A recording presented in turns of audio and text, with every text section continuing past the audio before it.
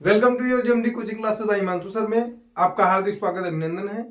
आज हम RRB group D CBT exam pattern पे बात करने जा रहे हैं, क्योंकि रेलवे में ग्रुप डी की वैकेंसी बहुत बेहतरीन तरीके से 58,000 की वैकेंसियां आई हुई हैं और हम आज उसी के सीबीटी एग्जाम पैटर्न के ऊपर बात करेंगे और जानेंगे कि किस पोर्शन से क्या क्या आएगा।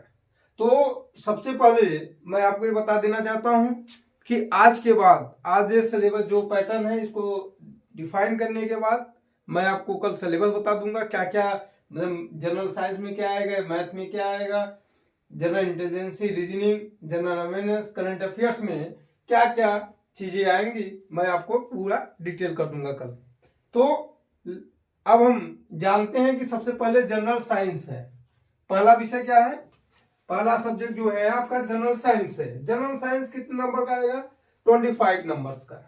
कितने नंबर का आएगा? 25 नंबर्स का। ये जो जनरल साइंस का मतलब हो गया कि क्लास 10th तक की सिलेबस, जो क्लास 10th में जितना आप साइंस पढ़े हो उसी से रिलेटेड, मतलब आप कुछ मत करिए, 6, 7, 8, 9, 10th की बुक उठाइए और जनरल साइंस पढ़ डालिए। मैथमेटिक्स वही क्लास 10 तक। मैथमेटिक्स क्लास 10 तक आएगा। वो भी कितने नंबर का है? 25 नंबर्स का है। कितने नंबर का है? 25 नंबर। जिसमें मैथ में क्या क्या रहेगा, जैसे नंबर सिस्टम हो गया, परसेंटेज हो गया, स्क्वायर रूट निकालना हो गया, और डेसिमल हो गया, टाइम एंड वर्क हो गया, ये सब चीजें रहेंगी। अब general intelligence and reasoning, verbal and non verbal reasoning आएंगी, जो कि कितने नंबर पे होंगी? आपकी 30 नंबर पे होंगी। कितने नंबर पे होंगी? 30 नंबर के। रीजनिंग कितने नंबर का होगा? 30 नंबर का होगा। अब जनरल अवेयरनेस है, करंट अफेयर्स, ये 20 नंबर के आएंगे। हो सकता है थोड़ा 2-5 नंबर इधर उधर हो सकता है, कोई दिक्कत नहीं है।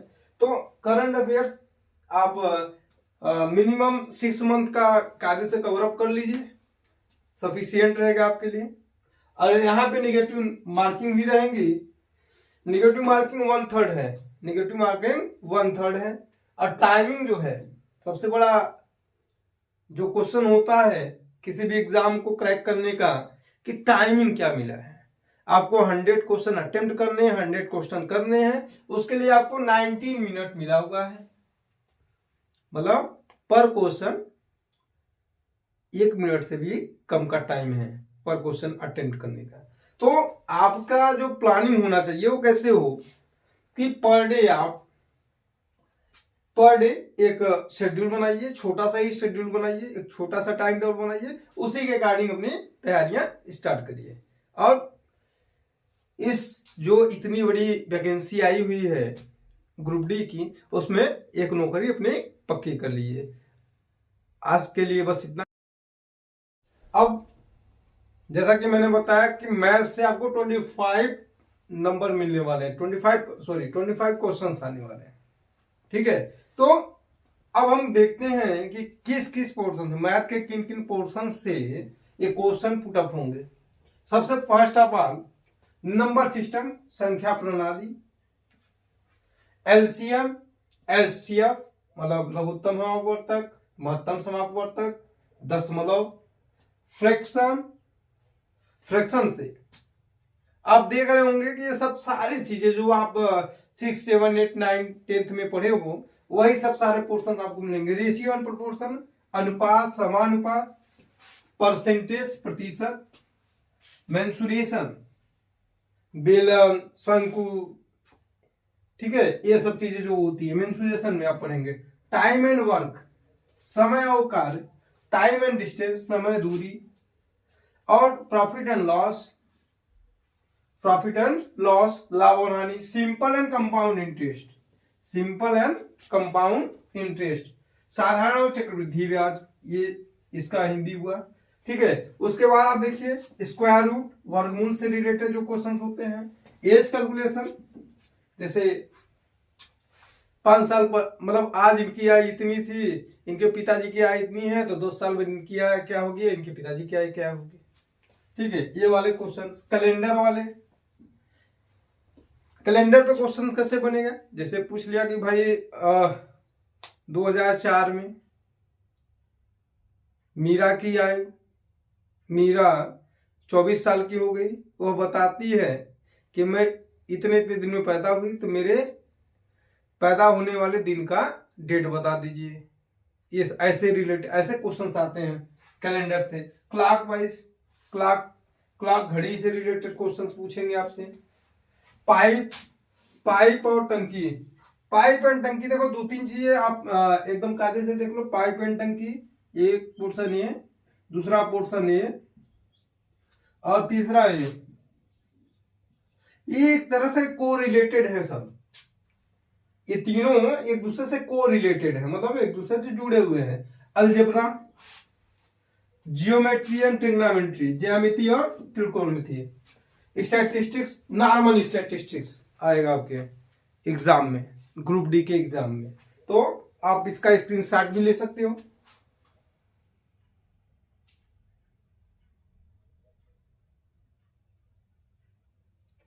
अब आप देखेंगे कि 25 जो क्वेश्चंस आने वाले हैं इन्हीं पोर्शन से आएंगे। इतने आपके पास पोर्शंस हैं, यही आपको पढ़ना है। इसी में से मैथ में 25 क्वेश्चन बनाएगा। बट आपको ये ध्यान देना है कि ये जो क्वेश्चन, ये जो सिलेबस है ना, उसमें कई टाइप्स के क्वेश्चन पुट अप होते हैं। ठीक है, आपको अपनी तैयारी बहुत बेहतरीन तरीके से करनी होगी, क्योंकि बहुत बढ़िया वैकेंसी और बहुत ज्यादा संख्या में वैकेंसी आई हुई है। तो बहुत सारे लोग फॉर्म डालेंगे, 58,000 से प्लस है, 58,000 तक है पर वैकेंसी। तो लोग बहुत ज्यादा लोग पार्टिसिपेट करेंगे इस एग्जाम में, तो कंपटीशन टफ होने वाला है। तो आप टफ तो होगा, लेकिन आपको एक ही सीट से मतलब है। जुनून रखिए कि हमको एक सीट चाहिए, बाकी कुछ नहीं चाहिए। तो आप पढ़ाई भी लग जाइए, एकदम पढ़िए, एकदम दबा के पढ़िए। अब हम चलेंगे इसके बाद। अब देखिए बेटा, अब रीजनिंग की बारी आ गई। जनरल इंटेलिजेंस एंड रीजनिंग, सामान्य योग्यता रीजनिंग में 30 नंबर का आएगा आपके एग्जाम में।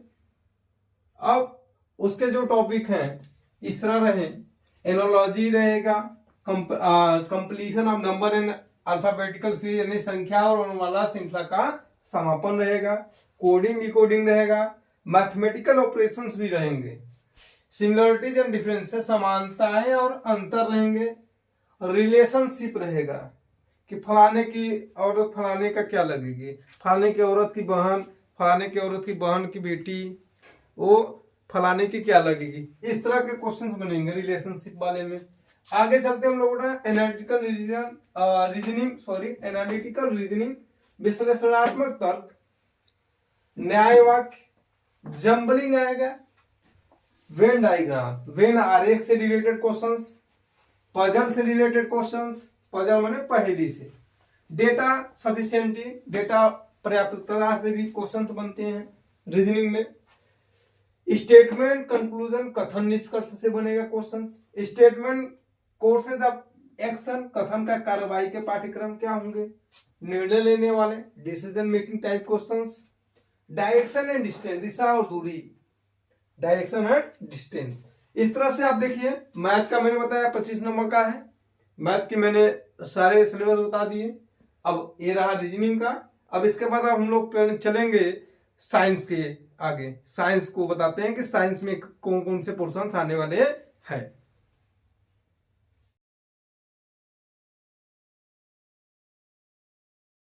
अब देखिए विज्ञान में जो साइंस में है, जनरल साइंस में, वो बहुत ज्यादा टॉपिक नहीं है। ये रहा समान विज्ञान, जीवन विज्ञान, ये 10th तक के, चाहे सीबीएसई बोर्ड हो चाहे यूपी बोर्ड हो, चाहे कोई भी बोर्ड हो, 10th तक के जो साइंस की बुक आप फिजिक्स केमिस्ट्री बायो पढ़े हो, उससे क्वेश्चंस पुट अप होंगे।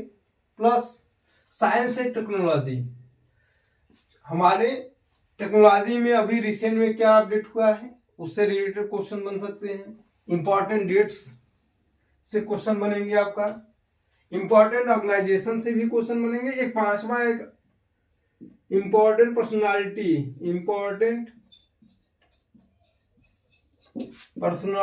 से भी क्वेश्चन बनेगा। इंपॉर्टेंट पर्सनालिटीज में वो आएंगे जैसे कि जो साइंस में अभी रिसेंट में उन्होंने जो योगदान दिया है उनकी बातें की जाएंगी। और ऑर्गेनाइजेशन, अब देखिए इंपॉर्टेंट ऑर्गेनाइजेशन का मतलब WTO हो गया, जो भी WHO हो गया, जो भी जैसे भी स्वास्थ्य हेल्थ इशू से, हेल्थ का जो इशू है उस पर जो भी डिबेट किया होगा, जो भी चर्चाएं चल रही हो जिस भी संगठन का, उनसे उनका नाम पूछ सकता है, उनसे उनका एस्टेब्लिशमेंट पूछ सकता है, या पूछ सकता है कि ये जो ऑर्गेनाइजेशन है कहाँ पे सिचुएटेड है, इन which state, in which country. ठीक है, तो ये चीजें हो गई आपकी जनरल साइंस में, यही चीजें आएंगी। अब हम लोग जनरल अवेयरनेस की तरफ पढ़ेंगे और हम जानेंगे कि जनरल अवेयरनेस में क्या क्या क्वेश्चंस।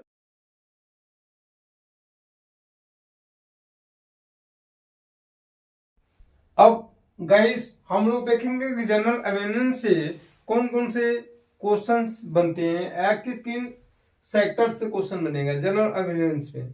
तो पहला तो है नेशनल एंड इंटरनेशनल जो भी इवेंट्स हुए हैं हाल फिलहाल में, उससे क्वेश्चन बनेगा, पुटअप करेगा। स्पोर्ट्स एंड कल्चर से क्वेश्चन पुटअप करेगा। ठीक है, इंडियन इकोनॉमी से क्वेश्चन पुटअप करेगा, और पॉलिटी से, हिस्ट्री, इंडियन हिस्ट्री, जियोग्राफी से रिलेटेड क्वेश्चन बनेगा आपका।